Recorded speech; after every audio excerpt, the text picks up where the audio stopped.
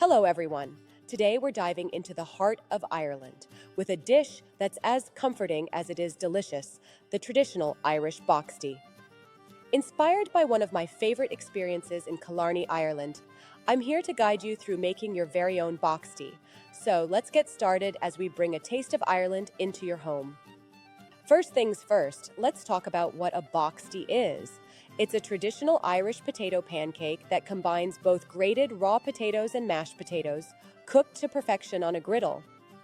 The name boxty might even come from the Irish phrase meaning poor house bread, but there's nothing poor about its taste.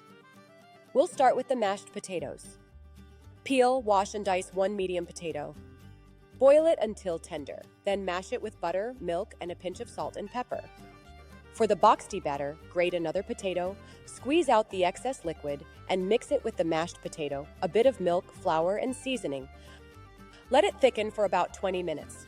While our batter is setting, let's move on to the star of the show, the mushroom filling.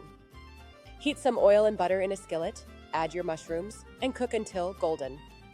Then stir in garlic, white wine, broth, cream, and parmesan, simmering until it thickens into a rich, creamy sauce. Now back to our boxty. Heat a nonstick skillet and pour in the batter, spreading it into a pancake shape.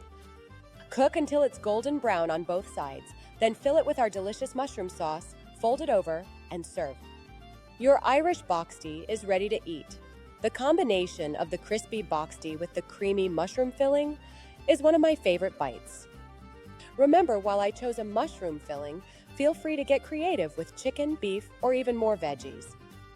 And there you have it, a taste of Ireland right in your kitchen. Whether you're celebrating St. Patrick's Day or just in the mood for something uniquely comforting, this boxty recipe is sure to hit the spot.